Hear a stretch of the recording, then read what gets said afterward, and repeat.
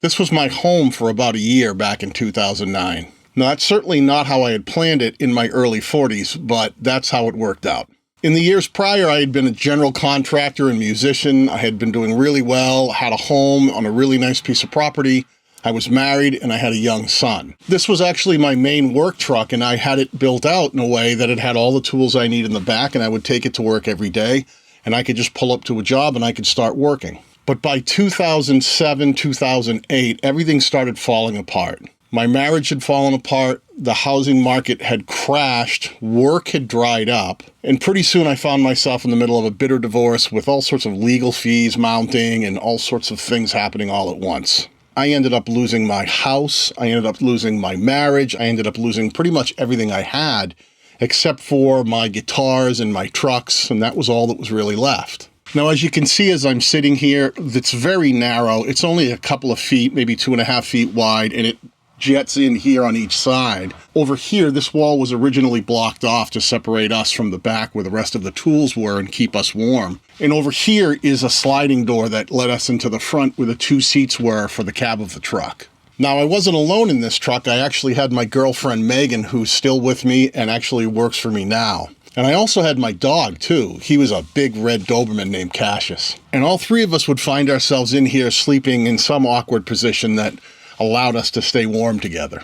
Now, during this time, I still worked every day, and Megan actually worked with me as well, doing construction for whatever jobs we could pick up. Now, most of the jobs at that point were very thin, which meant most of the numbers were much lower than they should have been, and it was really tricky to work at that time because we didn't have a lot of cash overhead because of the collapse. What we do is we would work all day, and at the end of the day when we left the job, we would go to either a rest area or a truck stop and park the truck, and we would just sleep there overnight. In the beginning, it was a bit like a camping expedition, and it was a bit exciting, and we kind of thought it was fun, and we would make the best of it.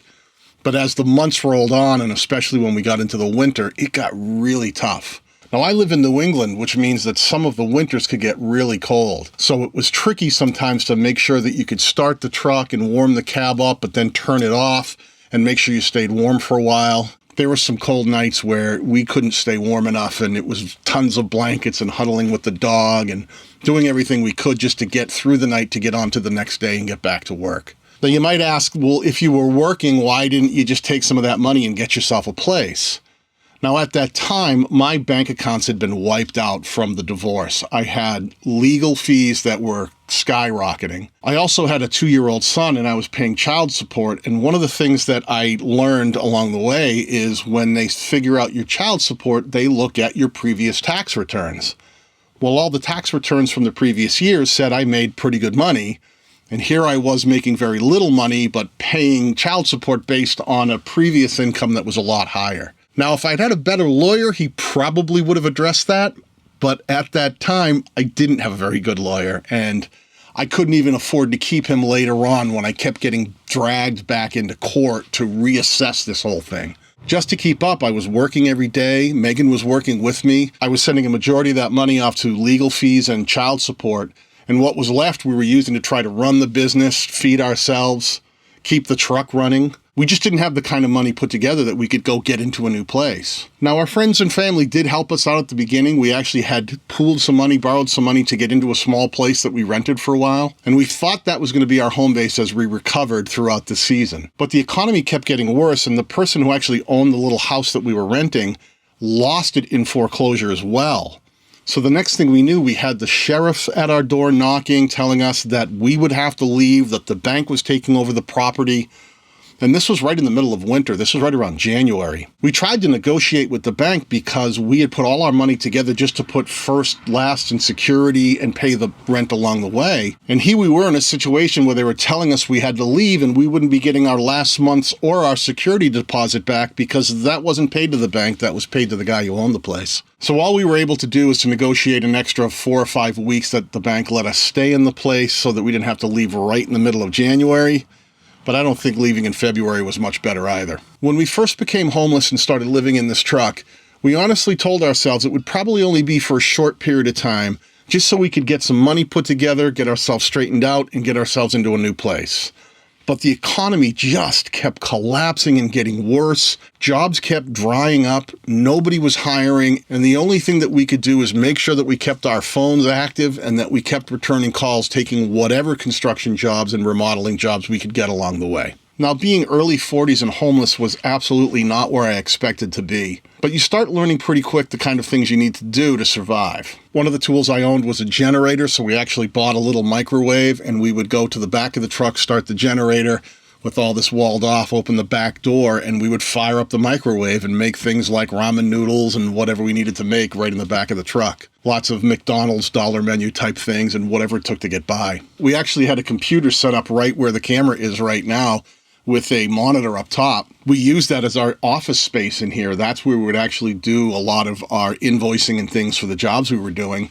And at night, we would just put in a DVD and watch some kind of a movie or a television show that we happened to have on DVD. That was our whole source of entertainment at the time. During all of this, making sure that I was as good a father as I could possibly be meant going down to see my son 3 days a week and taking him with me. And we never really told him that we lived in this truck, but I think he kind of knew that because we never really had a house to go to. We would just pick him up and we would take him for the day and do things.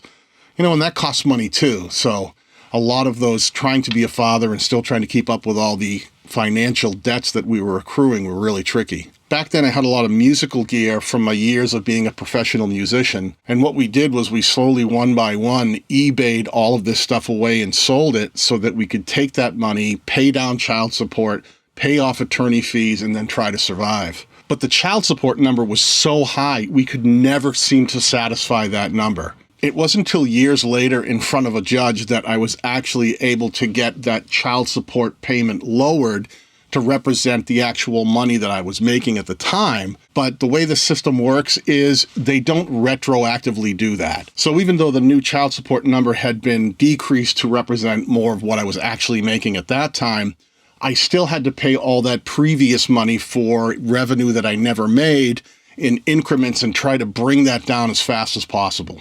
It was really like living on eggshells because anything could go wrong at any time, and pretty much everything that could go wrong did. Because we spent so much time in this truck, of course things are going to happen, like the fuel pump went on this truck. So one day when turning the key, it just kept turning over and over and it wasn't getting any fuel. I couldn't afford to pay a mechanic to do it. I had to do it myself. I actually had one of my friends come to the truck stop where we were staying with his Ford pickup truck, and he put a tow strap onto the front, and he pulled us through town to one of the local Pep Boys auto parts stores that sold the fuel pump for this truck. So in the rain at the Pep Boys parking lot, I climbed under this truck, I dropped the gas tank, I pulled out the fuel pump, and I put the new fuel pump in, bolted it all back up, turned the key, and we were off on our merry way. That was one of those situations where knowledge was definitely my friend, because having worked on my own vehicles in the past, I wasn't afraid to try to get in there and solve problems as they popped up. Hopefully they were ones I could fix, hopefully they were ones I had tools for, and hopefully I could find a place to do that. Other weird things happened that you would never see coming. I remember one night we were in here in a truck stop sleeping, and there was a really loud knock on the window, and it woke me up, and it was so aggressive that I thought maybe it was the police or someone telling us that we couldn't stay there, that someone had maybe contacted them saying that they'd seen our truck in the same rest area or truck stop night after night. That was something we worried about a lot. So my dog Cassius immediately jumped up and was barking really loud with his face pressed against the glass, and I could see the outline of the person, but they didn't seem fazed at all. So I reached over, grabbed him by his collar, pulled him back, and rolled down the window a little bit. And come to find out, it was just some guy who was trying to trade sexual favors for some money. No judgment there. I just had to tell him that he was probably at the wrong truck, and he probably didn't want me to let loose of my dog. And I rolled back up the window. It wasn't until much later on that the market slowly started to turn and jobs got a little bit better. The numbers started coming back up a bit. We were able to finally get ourselves into a house and put a roof over our head, but it was tricky along the way. But I was healthy, I was able to work, and I felt like if I just kept working every single day and pushing myself, that somehow there would be a light at the end of the tunnel and we'd be able to work our way through it. And I think that's why I really wanted to tell you this story today.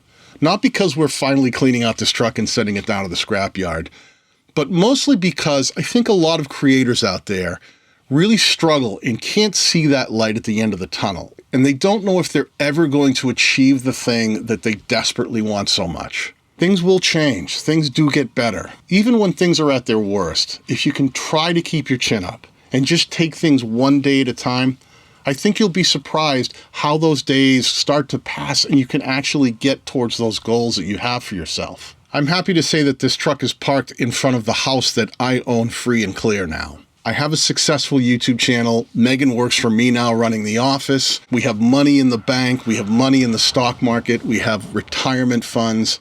And we have all those things that we thought never would come back around when we were sleeping here night after night.